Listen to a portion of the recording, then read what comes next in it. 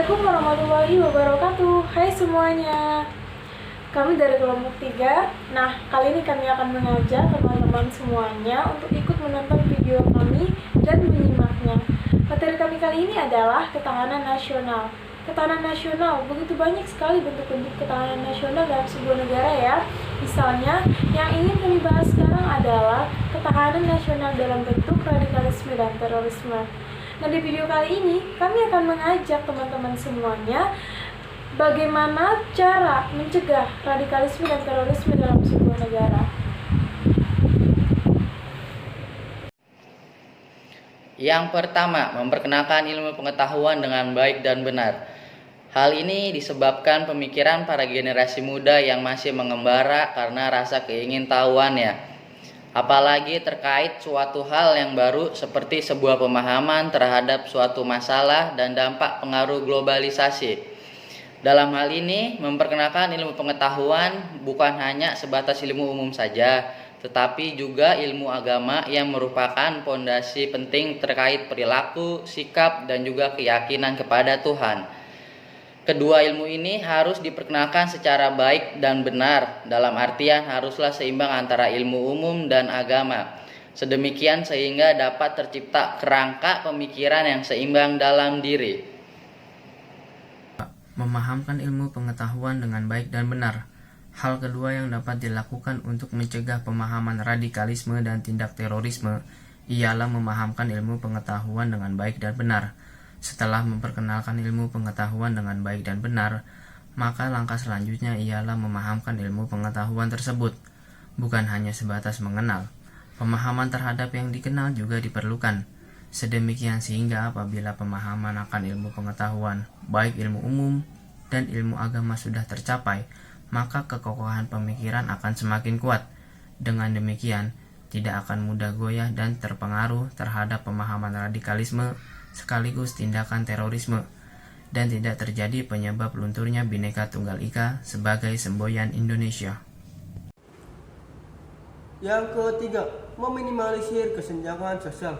Kesenjangan sosial dapat memicu munculnya pemahaman radikalisme dan tindakan terorisme.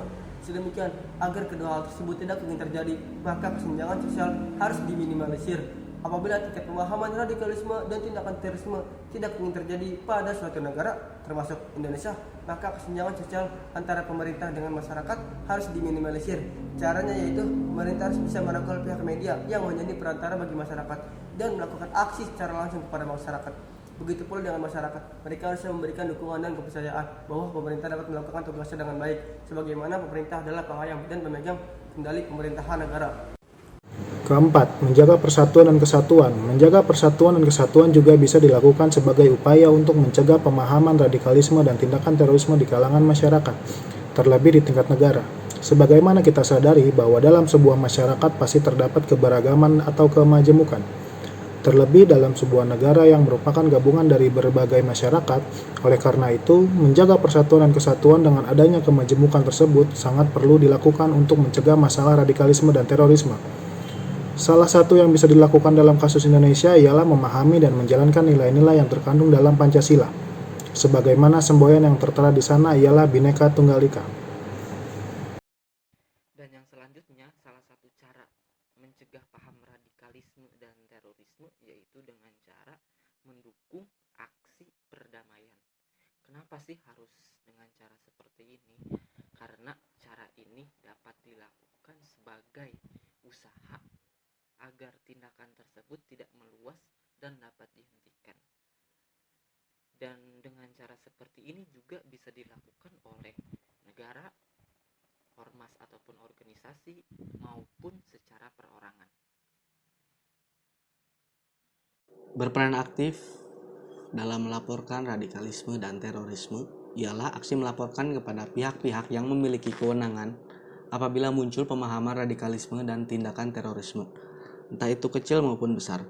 Contohnya, apabila muncul pemahaman baru tentang keagamaan di masyarakat yang menimbulkan keresahan, maka hal pertama yang bisa dilakukan agar pemahaman radikalisme tidak berkembang hingga menyebabkan tindakan terorisme yang berbau kekerasan dan konflik ialah melaporkan atau berkonsultasi kepada tokoh agama dan tokoh masyarakat yang ada di lingkungan tersebut. Dengan demikian, pihak yang terkait dalam mengambil tindakan pencegahan awal seperti melakukan diskusi tentang pemahaman baru yang muncul di masyarakat tersebut dengan pihak yang bersangkutan. 7. Meningkatkan pemahaman akan hidup bersamaan. Meningkatkan pemahaman tentang hidup bersamaan juga harus dilakukan untuk mencegahnya munculnya pemahaman radikalisme dan tindakan terorisme. Meningkatkan pemahaman ini ialah terus mempelajari dan memahami tentang artinya hidup bersama-sama dalam bermasyarakat, bahkan bernegara yang penuh akan keberagaman, termasuk Indonesia sendiri, sehingga sikap toleransi dan solidaritas perlu diperlakukan, di samping menaati semua ketentuan dan peraturan yang sudah berlaku di masyarakat dan negara. Dengan demikian pasti tidak akan ada pihak-pihak yang merasa dirugikan karena kita sudah paham menjalani hidup bersama-sama berdasarkan ketentuan-ketentuan yang sudah ditetapkan di tengah-tengah masyarakat dan negara. Menyaring informasi yang didapatkan juga merupakan salah satu cara yang dapat dilakukan untuk mencegah pemahaman radikalisme dan tindak terorisme. Hal ini dikarenakan informasi yang didapatkan tidak selamanya benar dan harus diikuti, terlebih dengan adanya kemajuan teknologi seperti sekarang ini, di mana informasi bisa datang dari mana saja, sehingga penyaringan terhadap informasi tersebut harus dilakukan agar tidak menimbulkan kesalahpahaman, di mana informasi yang benar menjadi tidak benar, informasi yang tidak benar menjadi benar. Oleh karena itu, kita harus bisa menyaring informasi yang dapat sehingga tidak sembarangan membenarkan, menyalahkan, dan terpengaruh untuk langsung mengikuti informasi tersebut. Baiklah teman-teman semua, cukup sekian yang dapat kami sampaikan dan kami bacakan dalam video kali ini.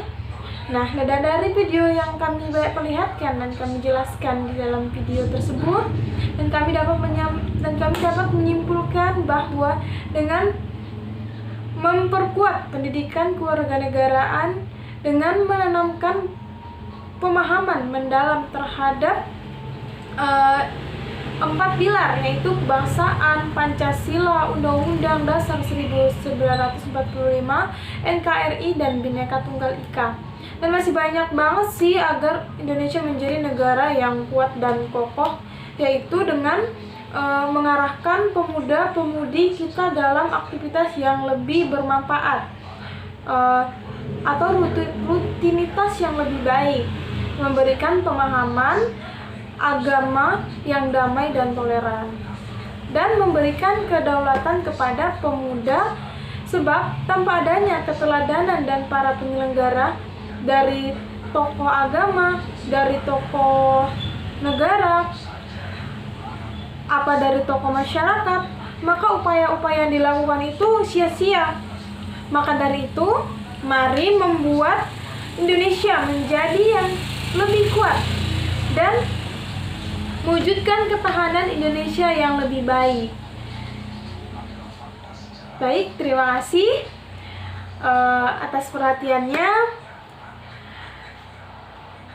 Jangan lupa like, share, dan komen video ini ya. Terima kasih. Wassalamualaikum warahmatullahi wabarakatuh.